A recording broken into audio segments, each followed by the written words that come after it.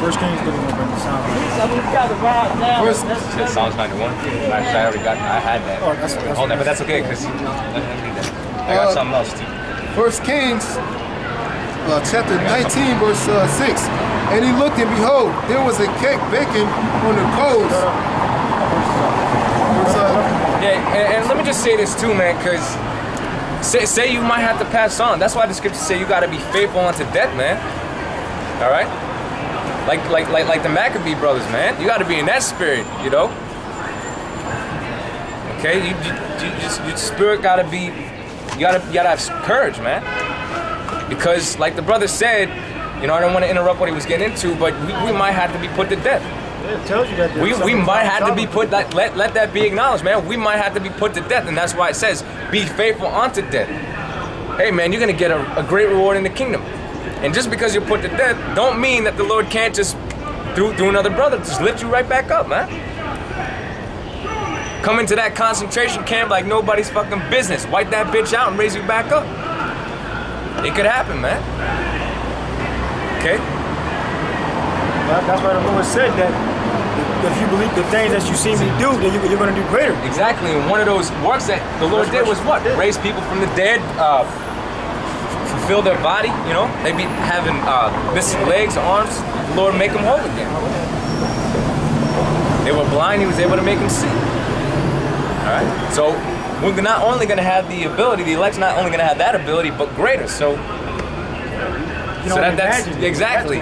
You know, Israel got, you know, an imagination, so you're not going to know really what to expect until you're in that situation. But also at the same time, you got to be prepared, man, to put your life on the line. The fact that we even come out here proves that we're in the right spirit. Like Paul said he was in death's off, man. You know, basically he was in a position of danger at all times. We don't know what, anything could happen to us while we're out here, man. Anything could happen to us while we're out here. And that's why a lot of guys are too afraid to come out, man. Because they fear death. You're not supposed to fear death. The scriptures tell you don't fear those that can kill the body, all right? But rather him that can kill body and soul, man. So that's the Most High. So fear the Most High, man. None of these people can do nothing to us. The Most High controls these people, man, just like he controls us. Yeah, so we know where the power's at. Exactly. So knowing that, we don't fear. Exactly. And it goes right back to what you were saying before, you know? When I was tripping over my words about how we don't have the spirit of fear.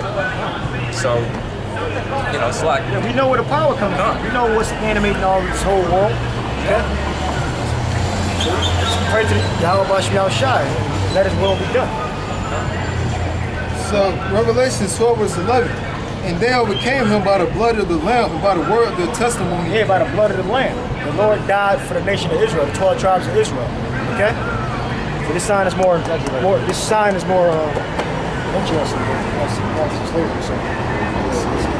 You gotta go. And they overcame him by the word, by the blood of the Lamb and by the word of their testimony. Yeah, we overcame the mark of the beast, we overcame the concentration camps, we overcame the laws of the so-called white man. Not all white men. All white men? No, it's not. White is not a nationality, it's a color. So what nationality is it? So the so-called white man, the root of the so-called white man is Esau, Edom. Esau? And what kind of people are those? What do you mean what kind of people? Like from what country, what nationality? They look like they're Edomites. The so-called white man is an Edomite. Okay, I don't know if you're an Edomite or not. It's not based on how you look. But the majority of people that look like you are Edomites. Okay. And the Bible tells you that Esau is the devil according to the Bible. Okay. And that they're going into slavery. Okay, thank you. He good. Yeah. Verse 9. And the great dragon was cast out. That old serpent called the devil and Satan, which deceiveth the whole world. He said that old serpent, okay? That old serpent, right? That old serpent, okay? Old means, look it up, read the word there, it's arche, which means that which existed from the beginning or the heading, okay? So that serpent, okay, is the same serpent that beguiled Eve, okay? Which was a man that had the spirit of Esau, right? That made Eve go off and then hence made Adam go off, okay? That spirit is the spirit of Edom, the so-called white man. It says, called the devil and Satan, which deceiveth the whole world. An old serpent called the devil and Satan, Okay? That's why nobody knows who the nations are. Because of the so-called white man. It's that deceived the whole world. He deceived the whole world that made everybody think that the Lord came to save everybody. Okay, he made it seem that if you look white, then you are white. He made it seem like whatever your mother is, that's what you are. Yeah, okay? You're a mixture of things now. Yeah, you can be a mutt. Okay, you can be 15 different things. You can be 25% this and 30% that. Right? When his Bible teaches you it's according to the Father. He taught you that you have to love everybody. Okay. That's not according to the scripture. Okay, you're supposed to love the Akim. All right. You have to have mercy, show love to the Akim, which means brothers. All right.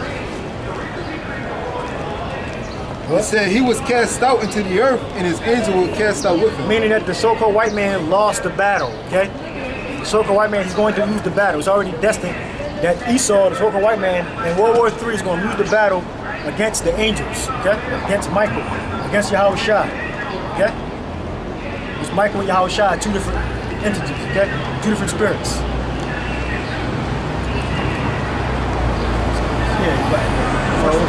First Kings chapter 19, verse 1. And Ahab told Jezebel all that Elijah had done, and with all how he had slain all the prophets with the sword. Then Jezebel sent a messenger unto Elijah, saying, so let the gods do to me and more also, if I make not thy life as the life of one of them by tomorrow about this time. So she says Elijah's going to get put to death. And when he saw that he arose and went for his life, and came to Beersheba, which belongeth to Judah, and left his servant there, but he himself went a day's journey into the wilderness, and came and sat down under a juniper tree. And we might have to do that, okay? So right now we're in the spirit of Elijah, okay? This is the spirit of Elijah, okay? But the only difference is we understand that the Lord raising up got the elect on the earth, okay? And we're not the only ones left. It says, and he requested for himself that he might die, and said, it is enough. Now, O Lord, take away my life. Well, the Lord actually did give him his request. The Lord actually did give him his request, eventually. Okay? Go ahead. Went up in the work, he got Nagab taken to a higher place.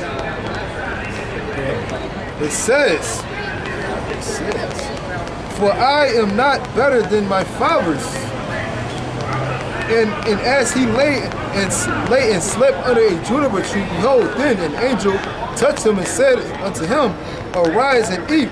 And he looked, and behold, there was a cake baking on the coals. Yeah, don't expect this to happen, okay? Expect for Yahweh Shai hope for Yahweh Shai to do this for us, okay? Because we're teaching his name. We pray that we're among the elect, so Yahweh Shai can do this for us. The same thing that he did for Elijah. He just put food right there for him. It's lucky. He didn't have to work enough. It's lucky. Shugah, the word you brought out earlier, Shugah. He said Elijah, eventually got taken away.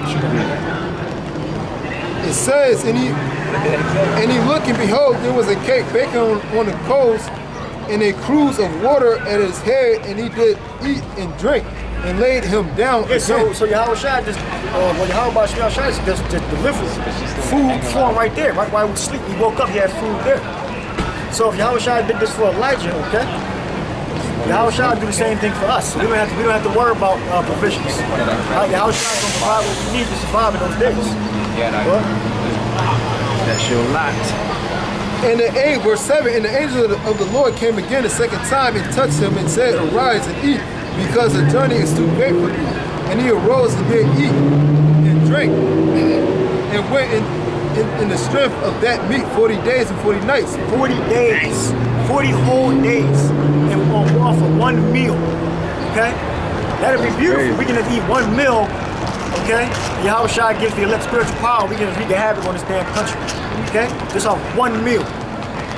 So when it comes down to the wire, Yahweh Shai, he'll preserve the elect, okay?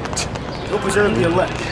Now imagine what's gonna happen to these other nations, man, that are so accustomed to eating 3 fucking meals a day. 10 meals a day. Protein and shit. Oh yeah, because the majority of Americans are fucking obese anyway.